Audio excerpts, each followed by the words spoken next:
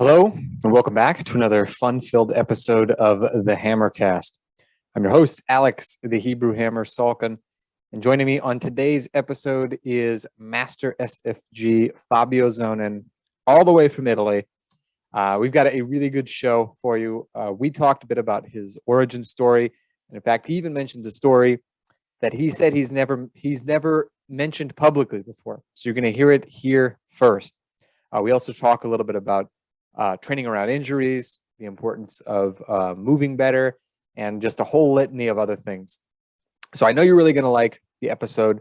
And one quick thing that I want to make sure that I mention before we begin in earnest is that I've got an ebook that I think you will also like. It is called the 9-Minute Kettlebell and Bodyweight Challenge. It is something you can do with your current workouts that is going to complement them. It's not going to get in your way. It's not going to just stack a whole bunch of extra work in for nothing. It's really going to help you to learn how to move better, improve your strength, your coordination, your stamina, and all sorts of other different things. I've had a lot of good feedback on it, and you might enjoy it, and it costs nothing. So if you go to my website, alexsalkin.com, that is ALEKSSALKIN.com, you will be able to find it. Alternatively, you can go into the description or into the show notes, and you'll also be able to find the link. Just click it, follow the instructions, can't miss it. So without further ado, Fabio Zonin. All right, Fabio, welcome to the show. Hey, so great to talk to you again. It's been a long time. You know, it's funny because it seems like there's always like at least a couple of years between times we see each other, or at least it's become that. Because I remember the last time I saw you was in Pennsylvania in 2018. Philadelphia, yeah. Yeah, there was a SFG too, and I almost didn't see you there. In fact, it was one of my regular customers online who sent me a message and was like, "Hey, did you know that Fabio's in Philadelphia?" And I was like, no, I didn't know that at all. And so I reached out and we connected, and you didn't even know I was there. You were like, I thought you were in Europe. It was a great surprise. So great to see you. And by the way, if I think about you, we met in every different part of the world. First time was in the US. Yes. We were both attendees. Mm-hmm. And of course, that was the bodyweight, the very first bodyweight course, which I kept my certificate somewhere behind there. Oh, nice. Which was, I think, one of the latest events that Pavel taught with Dragon Door. That's right. Yeah, I think we were both attendees. Yeah. And then we met in Italy, and then we met in Israel, and then we met in the US again. That's right. That's right. Yeah. I remember actually when we met in Israel, I was a little surprised that you remembered me, because that, to me, this was in particular, like I would see you on Dragon Door TV all the time, and I would see you in like in all these posts. And so to me, you were like this celebrity. And so, when I saw you in Israel and you remembered me, I was like, oh my gosh, like I felt pretty jazzed about that. Well, actually, when I knew you were there, I recall that, the host of the worship, Ronan and Benny, I asked them, is Alex going to be there? Because first of all, we were students together. Yes. So we were, in the same classroom, let's say. Mm-hmm. And I recall that I was very much impressed by you because of your bodyweight skills. And as you know, I come from a background which is in strength, which is, powerlifting and bodybuilding, but definitely not bodyweight. Mm-hmm. I mean, I can do the stuff, but that's not exactly, and I don't really look like a bodyweight guy or calisthenic guy. So, but the way you moved, your style, your class, but also your personality. We had a dinner that night. We had a group dinner, and we happened to be sitting close to each other, and we had a chat. So I was very impressed. And you're one of the people, I always appreciate to get a chance to see. I was so happy seeing you after a long time in Pennsylvania that time. So it's always been a pleasure. I don't know for what reason, but it's I like them. Yes, exactly. I have that effect on people. I don't quite know. They don't quite know what it is, but there's something about it. It happens to me also. Of course. But I have this. They either like me or hate me. There's no in between way for some reason. But that's ideal, because you don't want, like, you need people either hot or cold. Like if they're just lukewarm, like you haven't made an impact, they're not going to listen to you. People who hate you might still like get some benefit out of the stuff that you teach, because they have a strong opinion, they have a strong emotion, and if they hate you, they're still paying attention to you. It's just like love, but inverse, right? So they might still put to the test some of the stuff you teach, but if you don't make any impact on them, they're just not going to do anything. There is an old saying here in Italy. I don't know if it works, if it's common also in the US, which says, it doesn't really matter what they say about you, good or bad. What is important is that they say something. Yeah, exactly. I So remember, you need to leave an impression, right? Because it means that you have a strong personality or something that impacts people, whether it's in the positive or the negative, you do impact. And having an impact is important, because if you're invisible, might not have anything to say. Yeah, might work in certain fields of work, like if you're a spy, but if you're a fitness pro like you are, you wanna stand out. Yeah, I couldn't be a spy. People would recognize me even with a mask with my nose. So I'm recognizable. You do have a distinctive look to you. Yeah. Everybody tells me in the US that I look like Tom Savini. Yes. The actor that did From Dusk Till Dawn. Yes. And then I discovered, I went through and I watched the movie, which I liked, by the way. And I found out that his nickname in the movie was Sex Machine. I said, yes. I've only seen that movie once. I forgot his name, but I agree 100%. You look a bit like a more handsome version of Tom Savini, I would say. Actually, I watched a few videos with him, and he has a nicer and tinier nose. So, but interesting story, I found out that he's from Pittsburgh. Mm-hmm. And so for some reason, I think it was a strong tradition meeting in Pittsburgh. And I show up to the hotel, and the guy at the desk came to meet me like I was someone he knew or personality. Oh, good evening. And I was like, then as he got closer, he said, oh, yes, he went back behind the desk and just did his job. So I think he thought I was him. He totally could have gotten your business for life if he had just been like, we are so happy to have you here. Let me show you to your room. And, and didn't break character. Like, he obviously mistook you for somebody different, but you would have been like, this is the best service I've ever had. Well, and considering that, in addition to being an actor, that guy is taking care of special effects for horror movies, they do have a few things in common. Hey, there you go. Bingo. That's exactly it. Yeah. It's like, for some reason, for me, there is something in Jason Statham that reminds me of Pavel. And I told him, and it turned out that I think that first CEO of Strongford, I think that he played a trick. He told someone in the hall or somewhere that he was with Jason Statham, and people believed it. So that could be. That's incredible. Yeah, I could see Pavel doing that. I mean, he's got that martial arts background. He's got the strong, silent type sort of a look to him. He could hit just as hard, I guess. Yes. Or probably even harder. So. Right. I've heard a few stories. We'll save those for off air, but okay. But yeah, he's got the look for sure. Now, I was going to say too, I mentioned you being a fitness celebrity. This is something a lot of people don't know, that you didn't get your start in kettlebells. You got your start in, was it bodybuilding, powerlifting? You have a very, very long history. So tell us a little bit about the Fabio Zonin origin story. Like, how did you get started lifting? How did you make your way to kettlebells? I would love to hear the whole story. Okay, so that's funny because I don't think I ever told this one before. So the reason I started lifting was because I actually got hit very hard into a fight. And it was like, well, you've been to Venice, right? And you know that Venice is very famous for the carnival. Not as much as Rio, but very famous for the carnival. So I was probably 13 years old, and with my mother and then some friends of my mother and their daughters, we went to Venice for the carnival. And we were in the carnival in Venice, and we were just dancing in the, San Marco Square, the big square there, sure. Dancing with all the masks and so on, having fun. While they sat somewhere in some place to drink coffee. And I was so crazy for one of those little girls. She was probably 11, but she was the love of my life, I believed at the time. And so I wanted to be the tough guy. And it turned out that those older guys. For me, they were big guys. They probably were 18, 20s, but they were pretty drunk. They started brothering the girls, especially the one I liked. So I wanted to play tough game. Say, hey, what are you doing?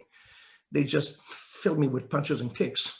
I couldn't even, raise one hand. I was just on the ground bleeding. So I decided I got to get stronger. And I went to a gym, which was not common for my age, because when I started lifting, I was 13 years old. And 13 years old, I don't know when people start lifting in the US, but here in Italy, at the time, they would not allow you to lift or be happy for you lifting before you get 16. So 13 was like, oh, you're growing, you should just go swimming or doing other sports, but lifting is bad for you. It's going to block your growth. It's going to be, you're going to get injured. There was no knowledge at all. So I recall that I had to get a special permission by my parents to get accepted to the gym. And I ended up in a very old gym. Rocky First gyms, those type of, Rocky First movie, gyms where there is this old guy that teaches you. He did look like Mickey a little bit. This guy his name was Franco. Not Franco, Columbo Franco, and he was a weightlifter. So this was an old gym, which was a weightlifting and powerlifting gym. And they had the very first bodybuilders in the area training there. And it was incredible because it was down in the basement and there was no heating. And over here, it gets pretty cold in winters. Not as cold as Minnesota, but it does get cold in winters. There was no heating and they had no specific equipment. They had some squat stands. They had some platforms for weightlifting, some barbells.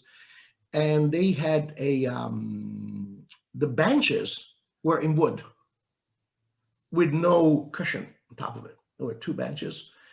And you had this wooden bench between squat stands, right? And they had stall bars, bars for pull-ups, just homemade stuff, homemade dumbbells, barbells. And they only had 2, they used to call those machines. One was basically a plank to be applied to the stall bar so you could do your abs with a chain to hold your feet. And the other one was a lat machine. There was basically a pulley, 2 pulleys hanged on the roof of the place with a rope. And on one side, you had a big chest like that.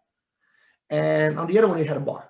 So what you would do, you would throw some weight on the chest, hold the bar, somebody would hold you, sit it on the ground, and would just do your pulls there.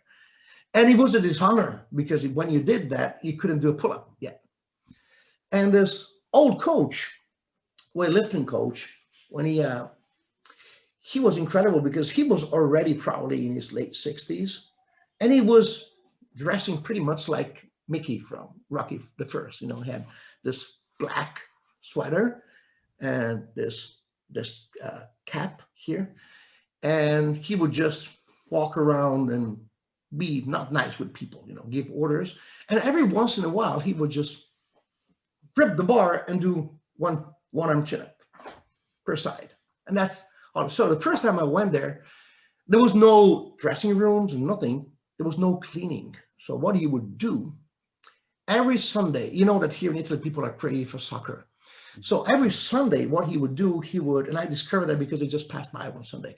What he would do, he would collect all the equipment in the center of the gym, which was a big square, basically. He would sweep all around it and then sit in the top of the little hill he made with equipment and listen with a radio to the soccer game. After that, he would put everything back in place. That was the cleaning. So no dressing room, no nothing. And I think there were no ladies at the time there. There was not even there was not even a dressing room for ladies. It was tough sport. And he spoke to me only twice. And I've been there for 1 year. First time he asked me, okay, you're registering. What do you want to do? I said, well, I like to build some muscles and get stronger. Are you interested in the lower body? Oh, I said, well, actually, no, I want to build big guns, big chest. Oh, okay, so you're a bodybuilder. Okay. He told me, I'm going to give you a plan. So you see that one, that's a bench press, 5 sets of 10. See that one, that's a lat machine, 5 sets of 10. Whenever you're able to do 5 sets of 10 on the bar, you switch to the bar. Then you see those dumbbells there, 5 sets of 10 lateral raises.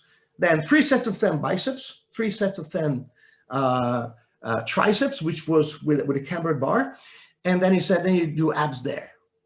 So he didn't consider it because I said I was not interested in lower body. He would follow, weightlifters. That's the first time he spoke to me.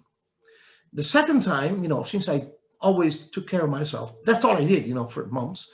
And I was raising the inclination of the plank for doing my abs and get really high. And I would start, cheating by, giving some kip with my hands. So he said, hey, this is cheating. This is for, for weak people. So those are the only 2 times he spoke to me since ever.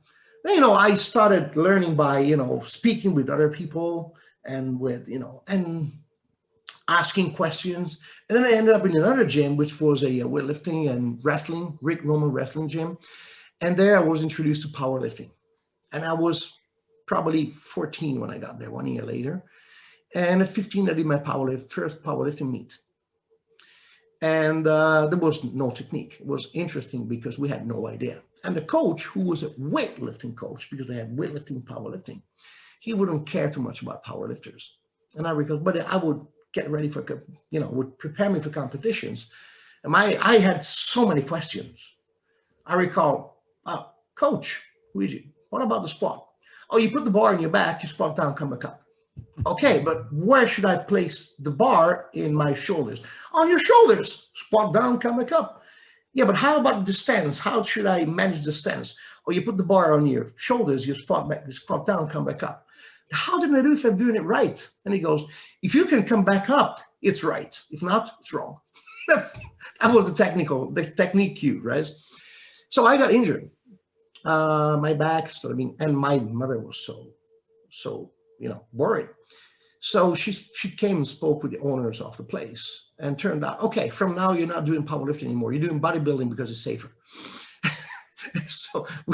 So they started. So at 16, I did my first bodybuilding competition, and actually it kind of carried on both for several years. So that's the story, basically. That's incredible. Now, I'm curious, the back issue, did that not cause you any problems when you were doing your bodybuilding, or did you just cut out the lower body stuff at this stage as well? No, so lower body, it was just back pain, nothing serious at the time. And then I started doing bodybuilding, and things got worse, actually, because even though there was no knowledge at all, I mean, imagine at the time, we're talking about 1983, 1984, there was no internet. There was just 1, 2 Italian magazines that would speak about physical culture and strength. And there was no books. I mean, I had 1 book, and it took me so much time to get it. And so everyone were looking at this book, or someone who went in the US or somewhere asking questions. That would do it. So we had no idea, right? And going to bodybuilding, and the main difference between powerlifting and bodybuilding was the volume of work, but also the fact that with powerlifting, you would have long rests and you would never go to failure. While with bodybuilding, you will always go to failure. So guess what? Doing bodybuilding was not the best thing for my back, because having no technique and going to failure, that's how you fail, and that's how you get hurt. So at 18, I got my first lumbar hernia, which was fun. But that didn't prevent me from, keep training and so on. But things got worse. Yeah. I mean, what's interesting is you mentioned that being that young of an age, you were still a teenager, and you got what anybody would consider a pretty serious back injury, but you're now a couple decades older than that and stronger than you've ever been. And you've, racked up a few other injuries, but you've managed to work around them. And I talk with a lot of people who talk about, injuries they've had in the past, because I always screen people before I train them or before I agree to do a consultation with them. And it seems like there are two classes of people. One are the people who get hurt and then they figure out a way to work around it, or maybe, to even surpass it. And then 2, there are the people who get hurt and then they try to stay away from anything that they think is potentially going to make it worse. So given that you've been in that situation, What are some of the things that you learned along the way that ended up helping you to not just live with the injuries that you've gotten, but to actually thrive and surpass your previous bests in spite of them? I've been through different phases. So I have what I would do now is not exactly what I would have done 10 years ago or 20 years ago. First of all, the knowledge there is now on the importance of movement, being able to move before you start loading your body. We didn't have any of that at the time.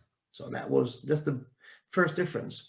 So I've been saying, until a few years ago, I've been saying, you know, if at the time when I was young, I knew what I know now about how to train, how to move, how to, you know, work, make sure you have enough mobility, make sure you have motor control, make sure that you master the movement before you start loading it really hard, stay away from not only failure, but from imperfect reps and so on.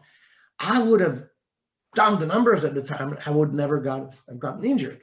And then I realized one thing, that to learn about fire, you need to get burned at least once. Of course. Because I have been trying for years to, you know, coach people and try to prevent them to get injured by giving the proper advice. Yes, but you're talking about a 50-year or 40 years old coach with a lot of experience talking with a 20 years old person who thinks he's invincible. He's never going to get hurt. He's never going to get healed. He's never going to get cancer. When you're young, you think you'll never die. You're the only one who will never die. You're the only one who will never get injured. You're the only one who will never get cancer. You're the only one, you know, who will never get any. See, I told you before the recording. Yeah, very cute dog. Show up. His name is Ronnie James Dio. Oh, beautiful. Hi, Ronnie. Yeah. Yeah. So again, yes, I can give all the best advice, but at one point, you know, when you're young, when you have no experience, well, you will do some crazy stuff and you will get injured. But it's important is that you don't get injured as bad that you can't prevent getting injured a second time. So you need to learn the lesson the hard way, but not the hardest way. So this is one side consideration. So sometimes allowing your student to make small mistakes doesn't make me even getting sore is enough, but they understand the importance of certain things. And then I learned that one of my favorite sentences that I say in certain occasions is, and I have to make the face and the look, is, told you. I told you.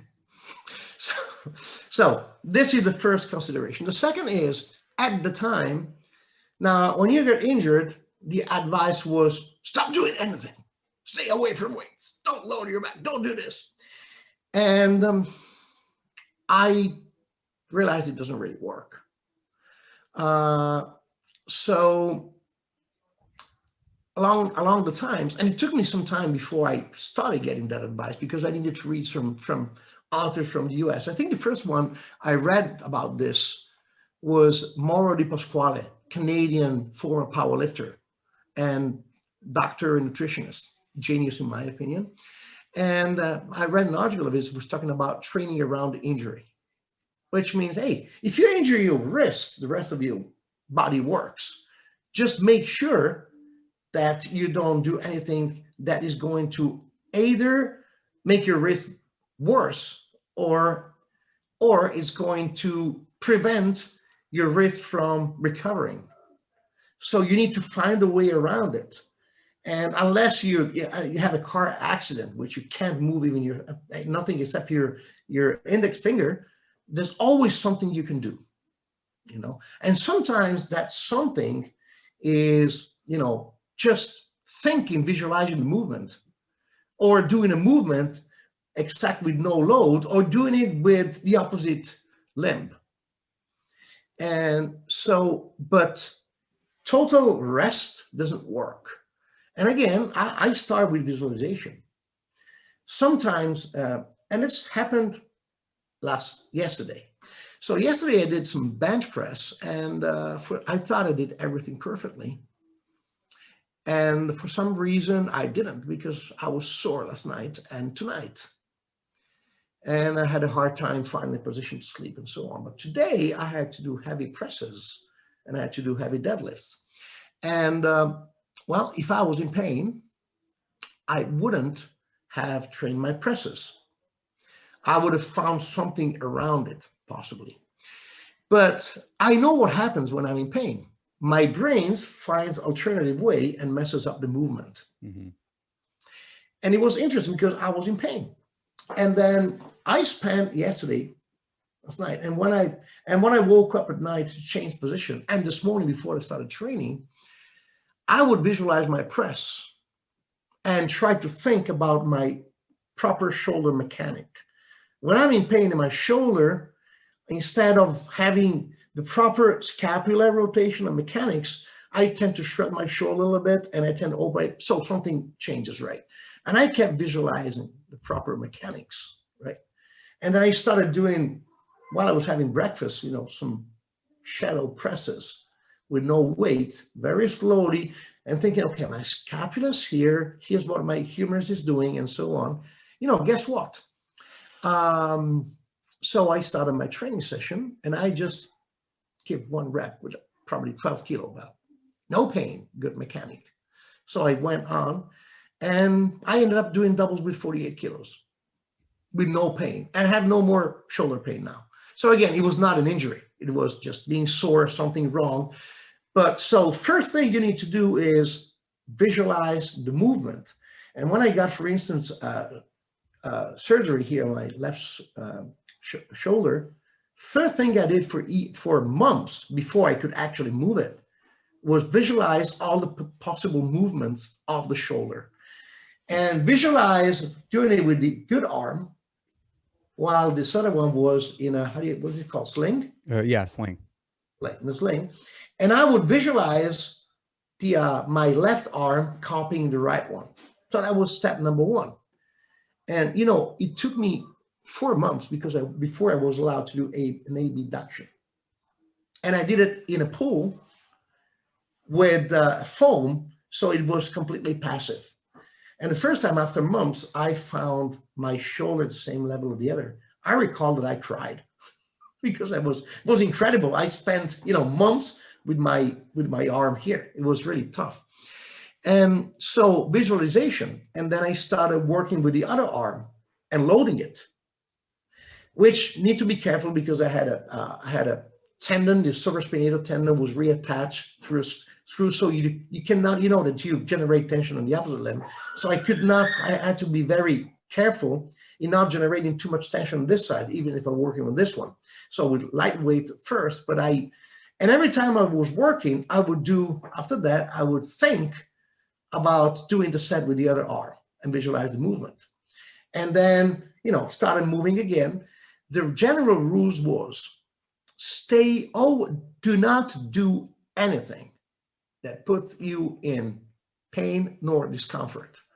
Because when you feel pain or discomfort, here's the problem. Your brains will find a way around it. And you will build up a different movement pattern, which not necessarily is the right one. It's a compensation. And through repetition, that's going to become your movement pattern. And that's going to be a wrong one. So you're going to lead yourself into more injury. And this works at least for those type of injuries from which you will heal. From others, you won't heal. I had some arthrosis on my right hip, so I know I will never get some movement back. I also had a fracture in my left bone, in my left elbow. So in those cases, I will never get my full extension of the left elbow anymore, right?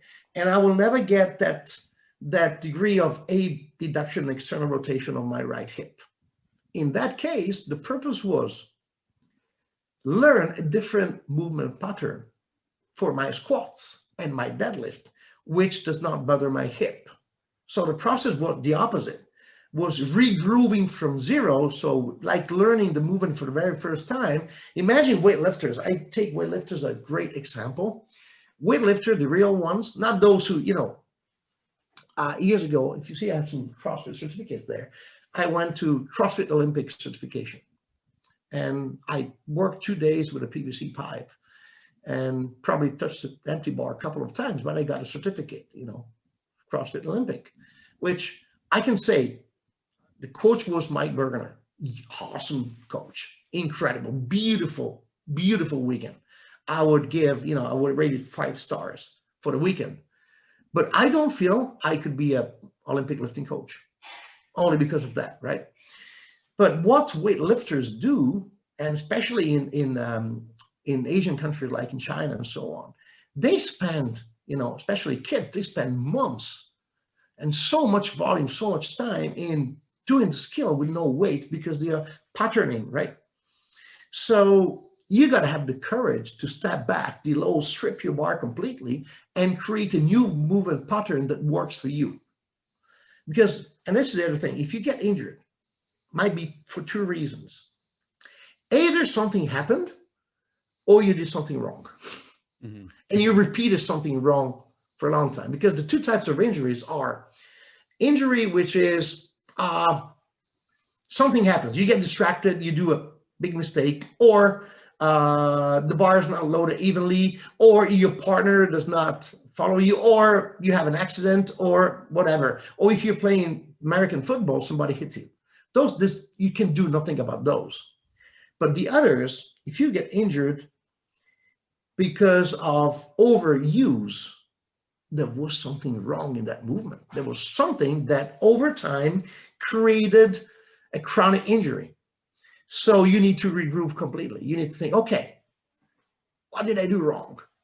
Which is the right attitude, when something goes wrong, people always find to whom or what to blame, rather than asking themselves the question, what could I have done better? Where did I make a mistake? Let me take a look at my logs. You see down there where the skeleton is, mm-hmm. Okay, so at the height of the skeleton hips, there are all those papers there, and they're all my old training logs. I have everything. And I love it because this is the history of my training life, and this is where I learn about all of my mistakes. So I will continue making mistakes, but I'll try not to make the same one. Does that make sense? That makes perfect sense. There's a lot of wisdom in a number of the things that you said. And I want to start with the visualization part, because I really think that this is the missing link for most people. They have not just a difficult time with movements, but in many cases, I find they have a bad mind-muscle connection. Like I was teaching a friend just the other day, just a few very basic things, including like a hip thrust, for example, just on upper back on the edge of a couch. And, like all the movement was coming from the spine. And it was like, the hips moved kind of as an afterthought of the spine. And it was very, very difficult to teach him how to, I figured something out, but it was difficult to get him to visualize without, a little bit of extra coaching, what to do in order to make it primarily coming from, from the hips. And he's, he's somebody who trains at the gym quite often. He's not, a total slouch. But one of the things is that people see it as a necessity that they go to the gym. They don't necessarily see it as a necessity that they learn more about themselves as a part of going to the gym. It's just a workout, but it's not, in their mind, it's not a lesson. It's not it's not training. I agree. And I don't blame those who have different interests. They go to the gym because they understand it's good for them and they don't really care what they do. And I respect that. If your great passion is reading history books or I don't know, doing modeling something, that's where you really know everything about. And training is just something you do 3 times a week for 1 hour just to, prevent from gaining weight or for keeping your cardiovascular system healthy. That's okay. I do understand you don't want to know too much. And so I do understand that as a coach, I need to give you something very simple because you're not willing to be committed to learn a complex movement because it's not something that captures your interest. You're not appealed by that. So this is one thing. But when you want to get passion and you want to do something that requires more skill and you want to learn, then the approach should change a lot. And this is something that where you do need a coach, because unfortunately, observation is a great thing, observing what surrounds you, which I've always been good at, because most of what I learned in the first decade at least of my, of my training was by observing others, observing the stronger. Because again, no internet, no nothing, no books, until resources started coming up. But when you observe, if you don't know exactly what you need to look at, you may observe the wrong thing. I'm going to give you one example. This is why most people, when you teach them a hip thrust, they would do it with their backs. And this is why most people, when you ask them to do a swing, kettlebell swing, you will see a squat with a front raise.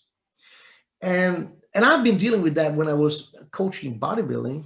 With the example exercise for me was upright rows or lateral raises. Now, you go in front of the person, you tell them about the exercise, right? Verbal. Then you show them the exercise, which is, visual, right? And then you have them try it and they do something different. Most cases, you show a perfect upright row, and what they will do is this. You show them a swing, right? Hip hinge, blah, blah, blah. And what they will do is just, because here, our eye is captured from the part that is moving the most, has a range of motion. So if anyone that has no awareness watches a swing, he will not look at what the body of the athlete is doing. He will look at the bell, because it's the part that's moving most to capture your eyes. So your input is, okay, start in position, bell behind the body, and in position, bell in front of the body. And he will do it in the easiest way he knows, using the movement pattern that this person already owns.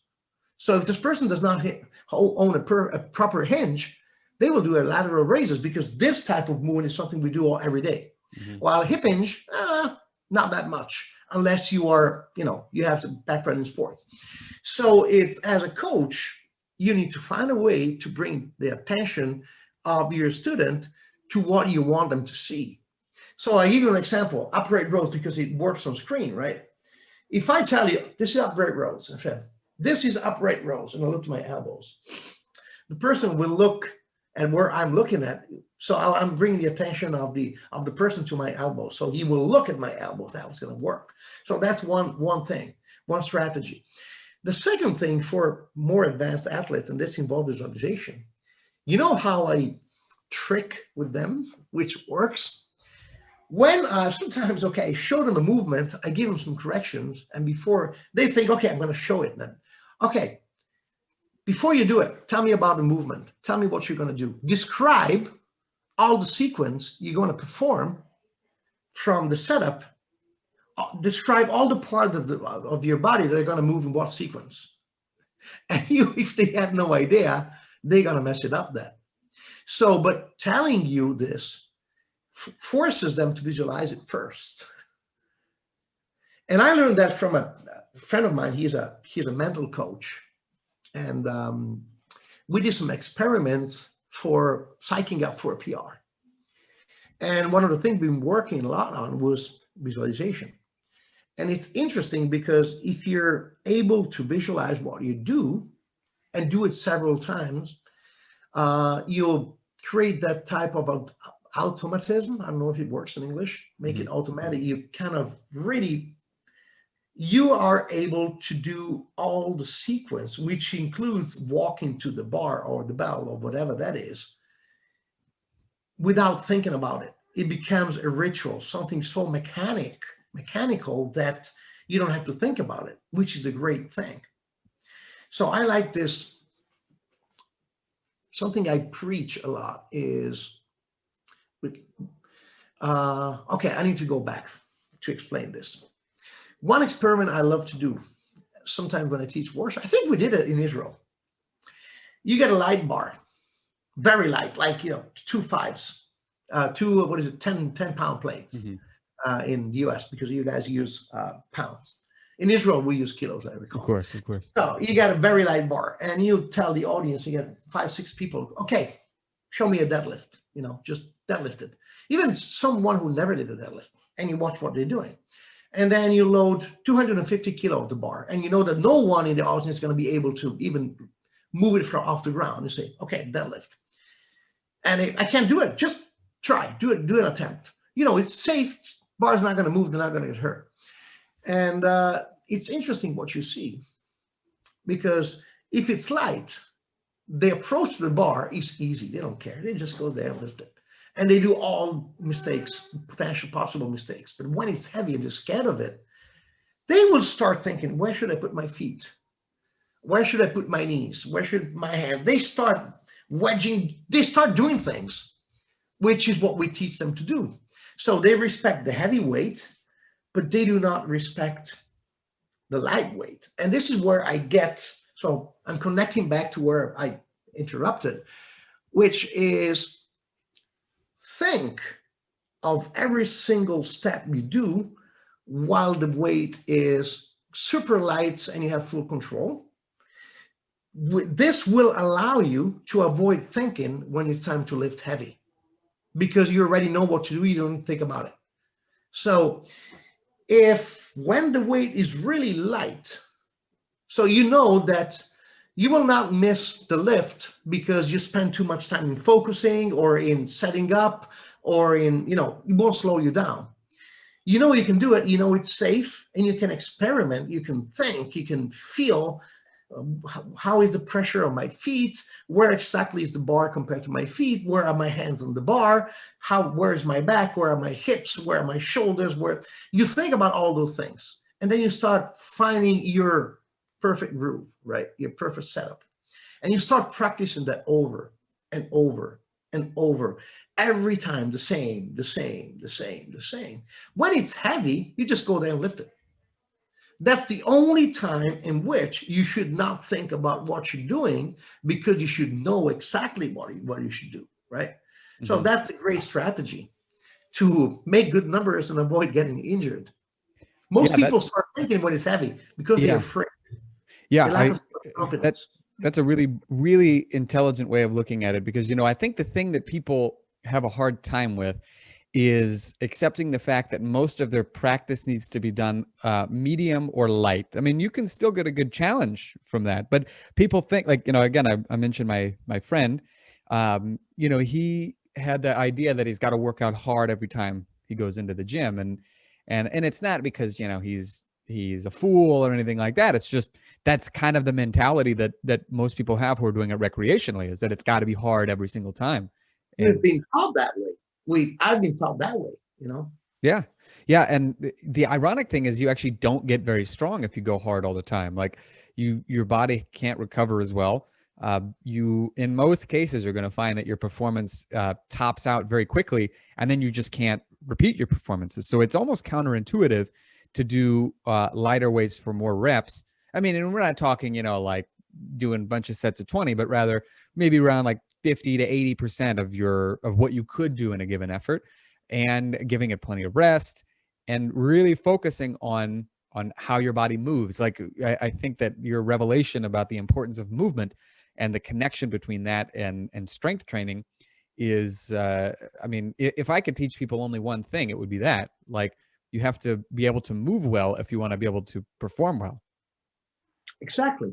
And think about this. It depends a lot on what you're doing. I mean, and because most of what you find out there, the information you find out there, is general, you know, fitness mainstream. And some concepts do work for that. If you go to a gym, to a regular commercial gym, and you just go on a leg extension machine or on a bicep curls machine and so on, you can really not think about movement and push yourself to the limit, because you're doing isolation movement, right? And so push yourself to the limit, you get sore, and you probably grow some muscles. And when you're sore, you don't train, you change the body part. Mm-hmm. So for bodybuilding, training like a bodybuilder works. I have nothing against it. But when you're performing exercises and movements that require a skill, you need to learn the skill first. Mm-hmm. And you see, there is a difference by strength and being strong. Physiologically, strength is the ability of a muscle to generate tension between its two ends. That's strength in physiology. So technically, the more you're able to contract your muscle and more tension you're able to generate, the stronger you are. But that does not apply to being strong, which means lift a heavier weight. And it's so interesting because, for instance, I have a friend of mine, his work is a carpenter. He is big dude, incredibly strong. Now, he goes to the gym for recreational purposes, so he just regular bodybuilding, right? I can confidentially say that I'm stronger than him. But I helped him out with work a couple of times. And I can't lift or do what he does all day. I'm dying. Because the type of items he lifts and deals with and manages all the day, their shape, the position in which you're forced to lift and so on, is something that needs a movement pattern that I don't know. But when it comes to deadlift, you know, I can deadlift twice what he does. And he goes like, how can you be so strong at the gym and deadlift so hard and be so weak here? You know, well, same thing, because I'm strong, but I don't know your skill. Mm-hmm. You're strong, you don't know my skill. Yeah. So if I'm stronger than many weightlifters, but they can lift more weight than I do because I'm not proficient in weightlifting technique. Mm-hmm. So when you talk about, you know, lifting heavy and movement that requires some skills, there's two components. The ability of your muscle of generating tension, physiological, which is important, but it's part of the job. But then there is the skill. And the skill is not only knowing the movement. When your skill is, you know how the movement works, but you know how your movement works, because we're built differently. So the general guidelines for a deadlift, a squat, kettlebell, military rest, whatever, are pretty much the same, but the groove is individual.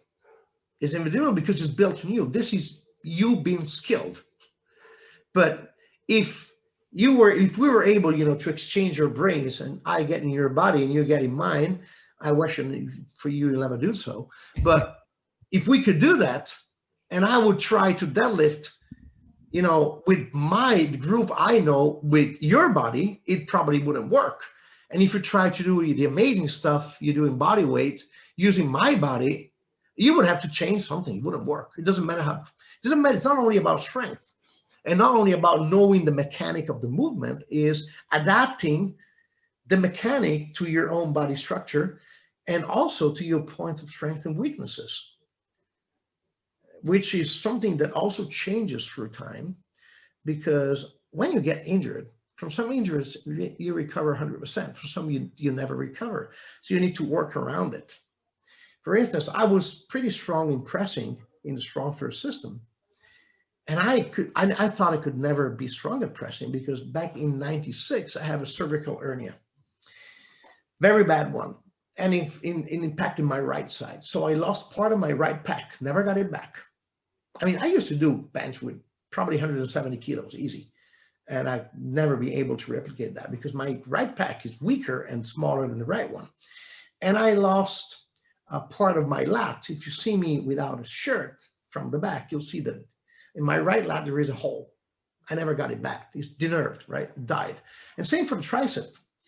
If you take a look at my left tricep here, huge, big, and the medial part here, I don't have it here. It's dead. And it's interesting because whatever I do here, I feel nothing still. And that was back in 1996. How can I press with the right as much as I press with the left? Well, if you watch my two presses, they are different.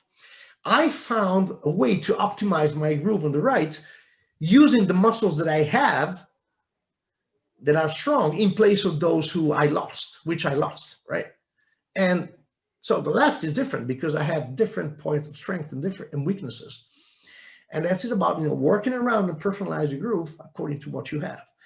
And that's interesting because if you look at the career of an athlete and you look at their movement, they might change for years. Interesting. Another example, my squat. I used to have I never had mobile hips, as you know, because you see me, right? But I had very mobile ankles. So my squat was incredible. Even the powerlifting squat, I used to be different from many because I had a narrow stance, deep squat, quad dominant and ankle dominant, not that much of a hips, which is uncommon in powerlifting. They all do low bar, but shift their hips back, right? No. I would have high bar, straight down. And it doesn't look perfect for my body type, but that was perfect for my ankles and for my hips limitation. Then I went hiking. I broke one ankle. I think you know about that one because it's still not working well. So I couldn't squat deep anymore. So guess what? I had to switch to a wide stance, right? And to a wider stance, actually, so that it didn't affect my ankle anymore. And I also gained some good mobility. And I went back. I got back my original numbers. Then through time, working on my ankle, I regained my ankle mobility. But at the same time, I started having problems with my hips. So I went back to a narrower stance. So it's interesting because 30 years ago, this was my squat. 20 years ago, this was my squat. Now this is my squat in between, which is interesting. Yeah, you go too hot, too cold, just right, is what it seems like. Yeah. And again, but if I had a different history in my training, injuries, and so on, my squat would be different. Absolutely. Now, one thing too that you mentioned that I want to touch on very briefly, because I think this is an important thing that people need to keep in mind. Number one is the importance of the skill, because you talked about your carpenter friend who, he can do stuff probably like just in his day-to-day work that most of us would find like completely exhausting. But for him, it's no big deal. But the gym is different. And then for you, it's reversed, like what you can do in the gym versus what you would do in carpentry would be, even if you're not doing anything close to what he's doing, it's still asking quite a bit.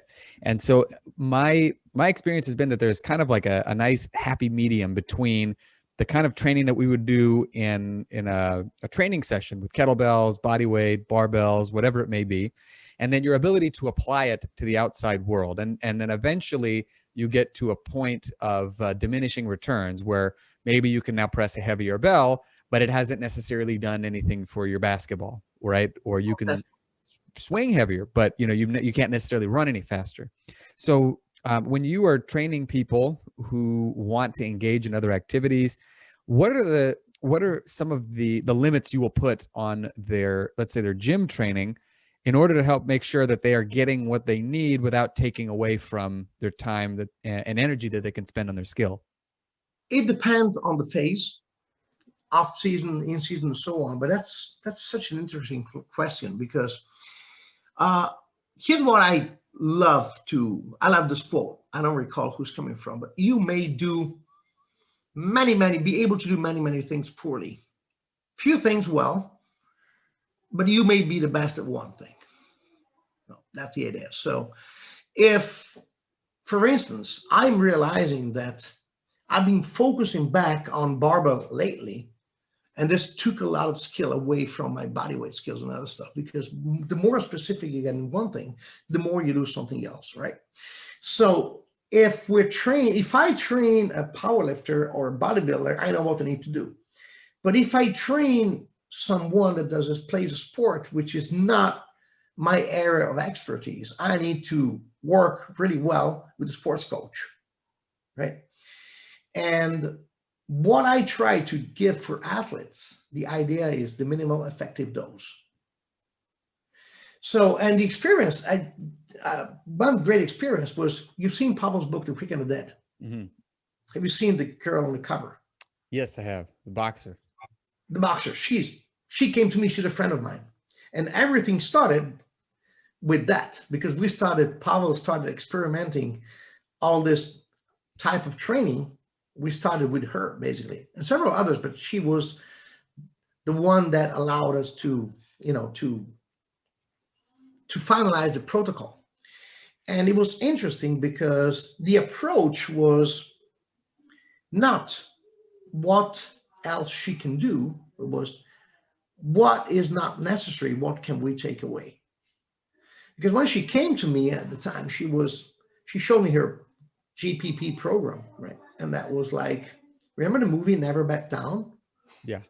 it was a mixture between Never Back Down, Rocky the Fourth, and you know, all that stuff. It was, she would do so many things on Probably the circuit. made for a great montage, I'll bet. Yeah, she would pull a rope, she would do handstands, she would, you know, do stuff on the mat ball, she would do some kettlebell swings, she would do plyo push-ups, she would so many things. And guess what? Her thing was, when I get on the ring and when I do my combinations outside on, you know, on the punch bowl, and when I do whatever, I'm tired. I'm exhausted, you know, and she didn't see an improvement. So, well, of course, you can be good at one thing. So there is a difference between weights or kettlebells or, you know, being your main dish or being your side dish. It's different. It's different. So what we started doing was taking away everything that was not specific to make her a better boxer. Because she, you know, was a professional boxer. She worked in the gym and so on, but still she had classes, she had things to do. So she has so many hours a day she can devote to training and so much energy. So if this is the energy, most of it needs to be for boxing. And that included being on the ring, you know, doing sparring. That included doing studying combination, some aerobic work, and so on. So, and the more she got close to the match, the more that was specific. So 6 months, 1 year out of the match, you can work more with weights. You can add some strength work with barbells. You can do it ballistics. You can do whatever you want. You can get her stronger, get her to gain some lean body mass, making sure that she stays within the category. There's several things you can do. So whatever she does is closer to what I would do as a power lifter or, you know, as another athlete. But as we were approaching the competition, we started taking things away because the greatest part of her time started from watching the other matches of her opponent and see what combinations she would use, study them, see how she would move, and visualize, you know, her fighting with her, and then going on the ring and do some sparring, and then practice some specific combinations that would be effective against that opponent and work on those, and then having a good aerobic baseline. But even for the aerobics, just as much as you need to be able to hold the 10 rounds you have to do, right? And so on. So at the end, as we got closer, we ended up with a preparation phase, which was 2 exercises, 2. And people didn't believe this, you know. She won her match at round 1 after 27 seconds. And she prepared only 2 exercises, which are the ones that quicken the dead. 1-arm swing and power push-ups. That's all she did. And also the protocol, if you think about it, you know, I don't know if you know the protocol, where you do your 5 explosive reps every 30 seconds for, you know, 2 minutes, and then you take a rest. Think about that. Each one of them is a round. Yeah. And the rest interval is pretty much a rest between rounds. So it's very specific because she needed an aerobic base and power to do some combination within a round of a couple of minutes. How many times do you really hit hard? Not many. And how long does that last? Guess what? Less than 10 seconds, because it's an anaerobic lactic activity. It's power activity. So we trained her power. That's what she needed for her match. And that's how everything came up with. And so for the 2 months, 3 months that preceded the match, before we had also kettlebell military presses, we had some deadlifts and so on. We took everything off. We kept only the necessary. So approaching the training athletes, I think there is a phase in which you need to build the foundations of strength, movement, and so on, and learn the skills. This is one of the reasons why I love, you know, barbells and some powerlifting moves such as deadlift, and I love kettlebell skills because, for instance, weightlifting skills, so awesome. And some bodyweight skills, so awesome, but they require, and I'm not minimizing that, but they require much more skill and much more time devoted than what we do. So they're awesome, but even too awesome, because my problem with an athlete is they need to learn the skill they need to perform for training for the sport, like this. I can't have them spend hours and hours learning a power snatch or anything like that, because this is wasted time for the training. So this is why we use the kettlebell snatch or the kettlebell swing. And this is why we use certain movements which give the biggest bang for the buck. Easy to learn properly, not easy to make them wrong, and not consequences if you do them wrong. Because think about this. If your athlete gets injured due to one of the things you're prescribing to him or her to make him or her stronger for the competition, you failed as a coach, right? Mm-hmm. So easy skills, and then put everything you need so the training will be more similar to that of a strength athlete. And as you get close to the season or the competition, what you need to do is maintain whatever you gained. You may improve, but harder, while you're developing other skills, more specific skills. So this goes back to the thing. You can do many things well, but then when you want to excel in one thing, you got to get rid of the rest and focus on one. Yeah. Does that make sense? It makes perfect sense. And, this is something too that I for the listeners who may not have caught this is what I'm getting out of it that I think is incredibly important. So like a program like The Quick and the Dead or Simple and Sinister, something that focuses on just 2 movements, has a lot of utility. I think it has the most utility for people who are probably already very physically active in some capacity. And so, or they have something that they need to do professionally, whether it's boxing or, some other sport. And the closer you get to that activity, the fewer things you want to be doing, particularly if it's a competition. You want to be primarily focusing on your sport. And I think where some people go wrong is they will adopt, like a really like hyper minimalist program. And they're like, well, I'm going to do this ad infinitum, but I work an office job and I'm not going to do any other physical activity. So, they end up doing only 2 movements, and they hit a wall faster than they think because they don't have any of the other skills that they need to have. So it's one thing to have those 2 things as your primary focus, but you can add in, like I know Simple and Sinister has like, you do halos, you've got prying goblet squats. Like there are other things in there that are designed to help you kind of fill those gaps. And people seem to fall into one of maybe a few camps, but one is doing way too much and not seeing any results, or doing way too little and then seeing it for a short period of time, and then the results start to drop off. History has shown that extremes never work. Yeah. And here's the point. It depends also on your goal. Let's say I'm a business professional. I'm a CEO of a company and so on. So my main focus is the job. I want something that just keeps me healthy. I keep good at move well, pain-free, average strong, and with a good cardiovascular system. So whatever I need, flexible enough. And I don't want to waste more than 20 minutes per day.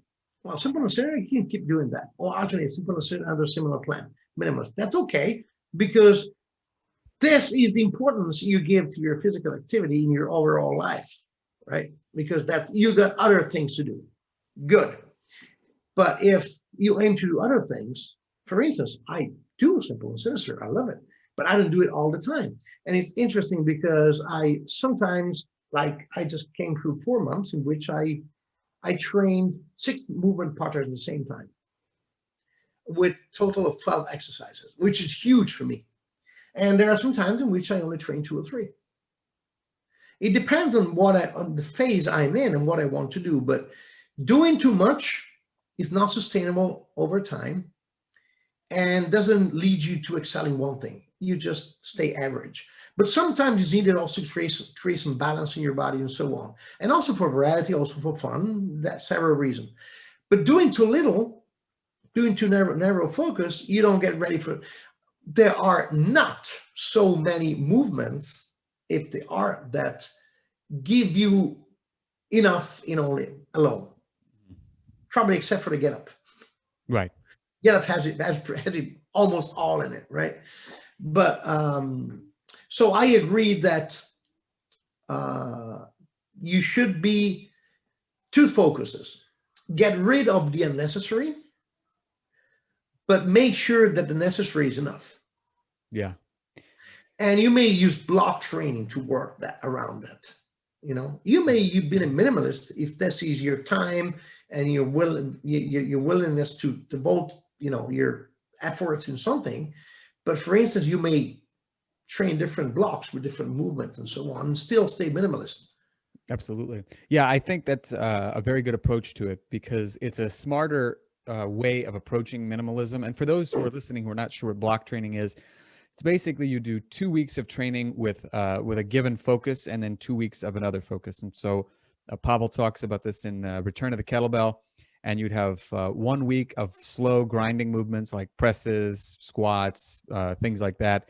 And then one block, so another 2-week period of explosive movements like snatches and jerks and what have you, or just jerks. I think it's not actually the snatches, but this is a good way to do that. You could do that with hypertrophy and strength. You could do that with conditioning and, and strength, for instance. Have you found that this works very well for some of the people that you train who are in this kind of position, like a CEO or somebody who just doesn't have more than 10 or 15 minutes to train? You put them on a block, like on a minimalist block training system, and it basically gives them what they need. Well, I don't train CEOs. I thought, I still think I'm a lucky person. I got everything. I was successful. I got a good job. I love what I do. I'm lucky. And at the time, I thought I was the luckiest person ever. So, and I didn't, a little bit for others, because I do think that you have to give back. If you get good things from life, you need to give back. Mm-hmm. And also because I wanted to keep my coaching skills. What I would do in those 3 years I've been working as a CEO was I used to go to the gym to train 5 times a week. And 4 days a week after my training session, I would give 1 hour and a half free for coaching for people who needed and couldn't afford a coach. So I did that for 3 years. Now I'm back in the coaching business, but still I do have some of those people I like to train up. Can't get more, just in case anyone starts to get 100 emails, give me a plan. Right. I take like 2 or 3 at a time. When I'm done with them, I change. But I do have some, and it has to be people who can't afford it, really, So yeah. I tried to do this. But then when I had that experience, because usually an athlete comes to me, and they come for powerlifting or bodybuilding, for strength business, or Beast Tamer or Maiden Challenge. It was very uncommon that I got regular people, for quite some time. But when I started that little service there for 3 years, I got older people, elderly. I got ladies. I got people who had previous injuries. So I got a different type of population compared to what I had before. I mean, I did have general population when I had owned the gym many, many years ago. But lately, I only have with athletes. And you know what? It was the most interesting and rewarding time as a coach, because when you train a motivated athlete, first of all, he has no excuses, right? First. Mm-hmm. Second, he's motivated, and you got to tell him what to do, and it's easier, right? And they're ready and they know how to move. Well, sometimes you have to fix things. But when you get regular people who have been in pain, people who have been inactive for some time, people for whom it's not the main focus, the approach is much more variable and much harder, but the rewards are incredible because the changes are huge, right? So I do love to train, those type of general population. And it's interesting because I did have several situations in which, for working reason and for some others, that was the time they could devote to training, very little in the day. But also there was another interesting thing. The interest was different. They would come because I'm in pain, or doctor told me, or I'm overweight, so I have to do it. It's not because I like to do it. So make it this appealing to the point that something they did because they had to do it, turn it into something they become passionate of. That was the greatest effort, because when you have an athlete who can't wait to see you the next time to do something new, it's different than when you just have to impart orders and just send him text. Did you do your homework? Did you do your exercise? Completely different. But I had so many which the time was like, I have lunch break, 40 minutes. I got to eat and train at the same time. I got 40 minutes for doing both. Or I wake up early and then I go to work. And so that I got that 20, 25 minutes time frame. And And I used those tools such as, Simple and Sinister and very easy, very minimalist protocols. They worked like magic. But here's the point. They worked like magic for people who they didn't do anything previously, right?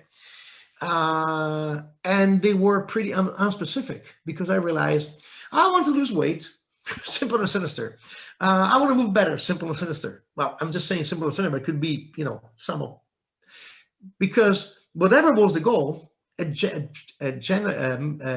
general plan would work, because when you go from the couch to moving, you're going to move better, you're going to gain flexibility, you're going to gain strength, you're going to lose weight. So everything is going to happen at the beginning. So minimalist plan, general strength plans, or general plans in general, well, they do the job.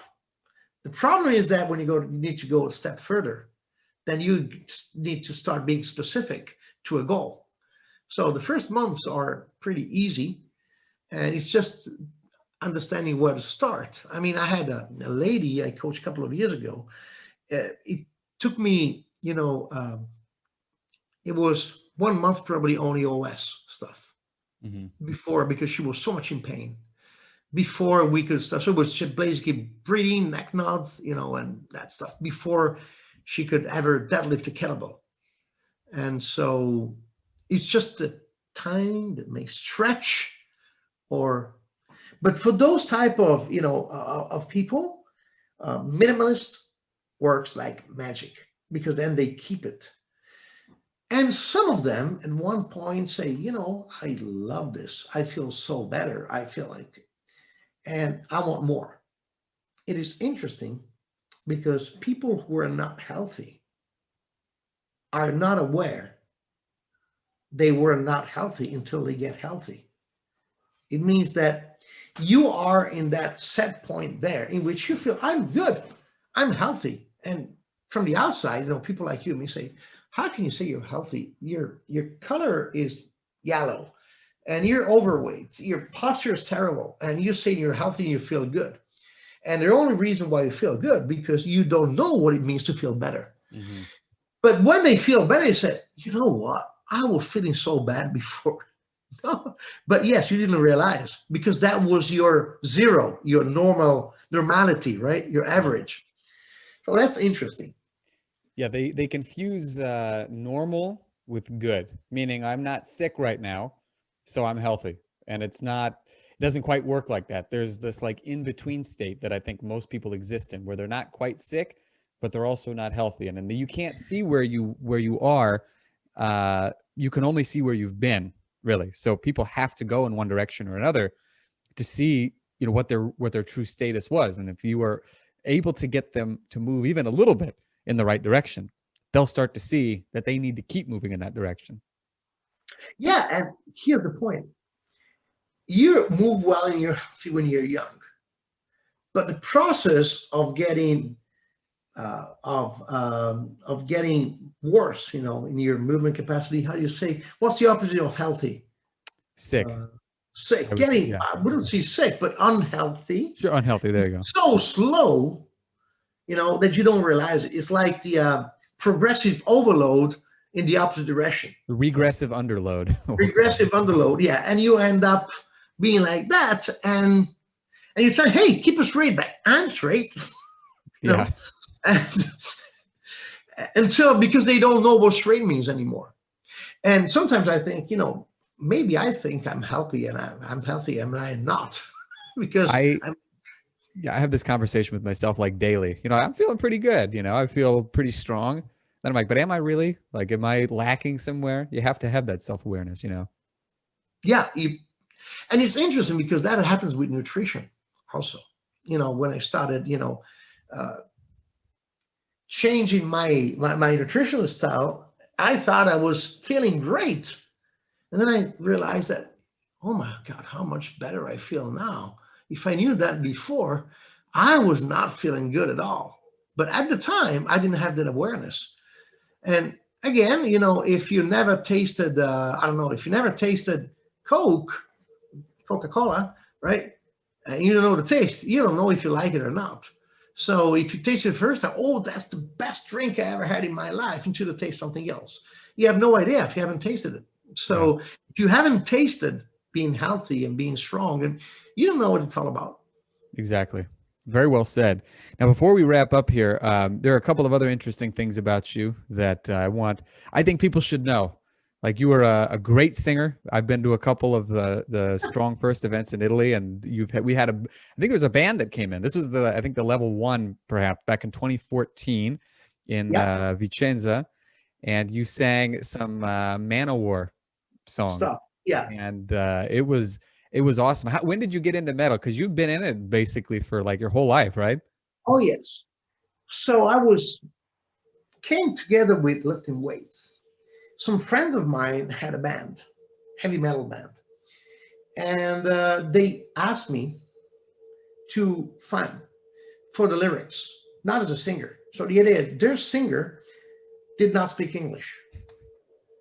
So my task was, and there was no internet again. So and there was some records, we had those long play vinyls, didn't have the lyrics written anywhere. So my job was listening to the lyrics, try to understand, which sometimes I couldn't, write them down, not in English, in a manner that an Italian could read and pronounce it properly. Mm-hmm.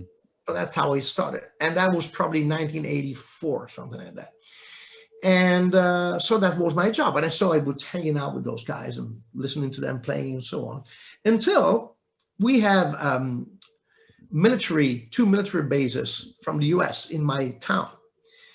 And they were scheduled for an audition to play inside the military base. And they would, first of all, they would pay to play.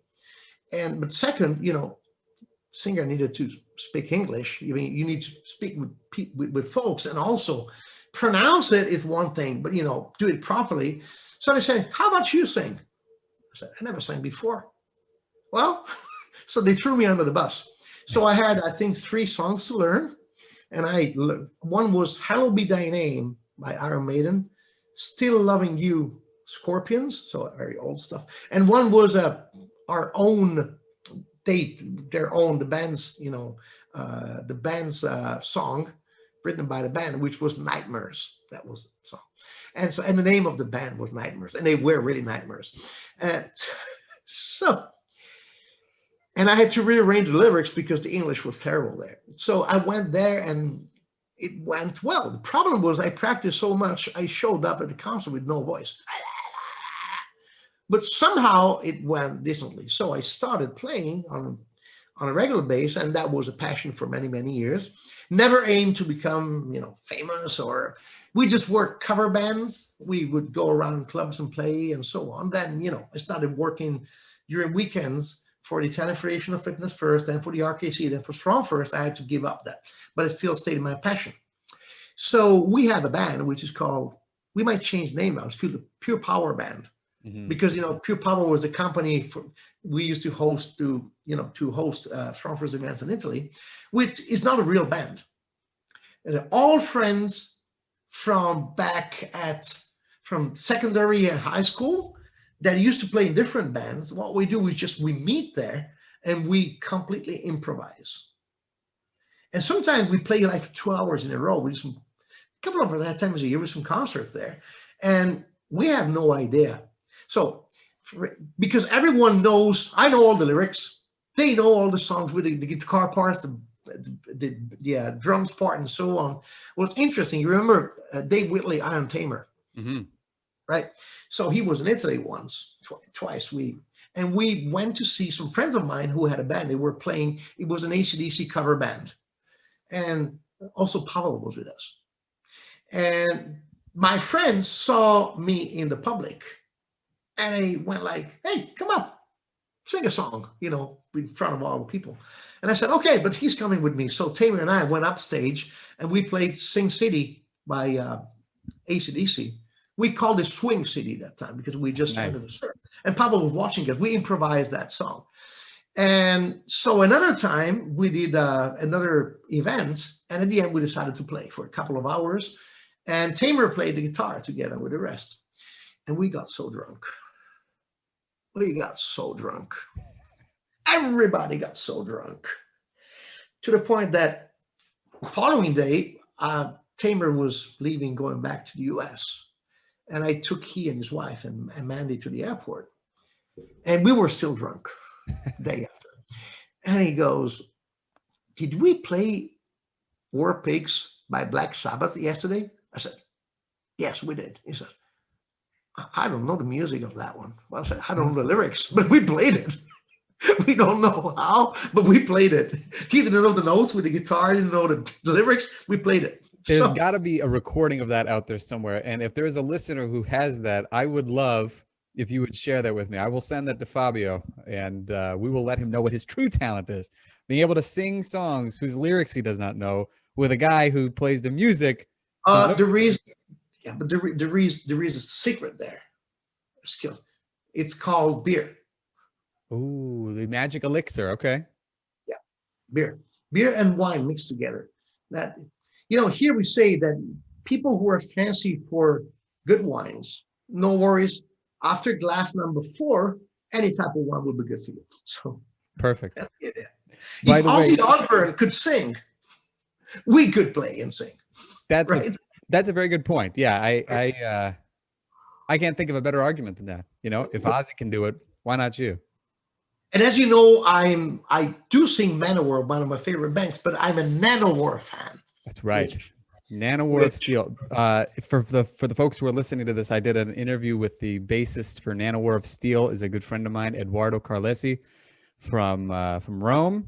And Fabio, as luck would have it, is a huge Nanowar fan. So he's got the shirt on, he's repping them. And if they ever come, they told me that if they ever go to, if they're ever in the Veneto region, particularly like around Vicenza, yeah, they would love to meet up. That would be great. Absolutely. I get them sticks. Oh yes, absolutely. By the way, just a quick note: I play bass guitar. I don't know if you knew this. So if you didn't know that. Yeah, if you need a bassist, I will. Next time you're over to Italy, when all this ends, because you're going to come back, right? Absolutely. You're going to come back, and we play. Well, you're on the bass. Excellent. Consider it done. I'm all the way in, and I will keep you posted about Italy, because I had hoped to go this year, because I've been working on my Italian ever since the last time we spoke. Your Italian was pretty good the last time we spoke in Italian. I appreciate that. My tutor has encouraged me to do the C2 level exam, which is like the highest level. I have a couple of things I have to do to really ace it, but I feel like this year will be the year. If I can actually travel, maybe I'll make it like a month-long thing. I'll go, I'll do my exam. We'll hang out in Vicenza. And you have a place here to stay and to train also, because I got my home gym now. Absolutely. So you get absolutely in here. I would love to come back. We spend so much time together in hanging out, dinners, doing things. He's been helping. Alec's been helping me so much when we had events to organize. Been staying here, great help. That was the time you did your level 2, right? That's right. You stayed a couple of weeks, right? It was 2014. I was there for 2 weeks. Yeah, and we had a deal that time, right? I say, you help me with level 1, you'll get your level 2, right? That's right. Not passing, no cheating the exam. I said, no, it was. You'll be my guest. Exactly. You help me, you'll be my guest. Yes, I had to earn it, and believe me, I trained especially hard for that, because I was like, there's no way I'm going to show up being Fabio's guest and then not completely ace it. So exactly. That was the deal. So where can people find you online who want to follow you, keep up with your strength training, your singing, and everything else? Singing, not many places, but there is a Facebook group, Q Power Band, somewhere there. Very small, because it's just for fun. But online, well, Facebook and Instagram. If you text me on Facebook, you get an automated response saying, contact me via email, because I don't really use it. I just post stuff there. And my website, which is, Strong First. I'm still working for Strong First. And strongfirst.it. But also there is nextlevelstrength.it, which is the website of my company, which is also the one which hosts Strong First event in Italy. So perfect. So folks, you can see this in the description if you're watching this on YouTube, or in the show notes if you were listening to this on your podcast platform of your choice. Fabio, thank you so much for being here. My pleasure. Thank you, everyone, for having the patience to listen to us. Yes, absolutely. And folks, as always, have fun and happy training.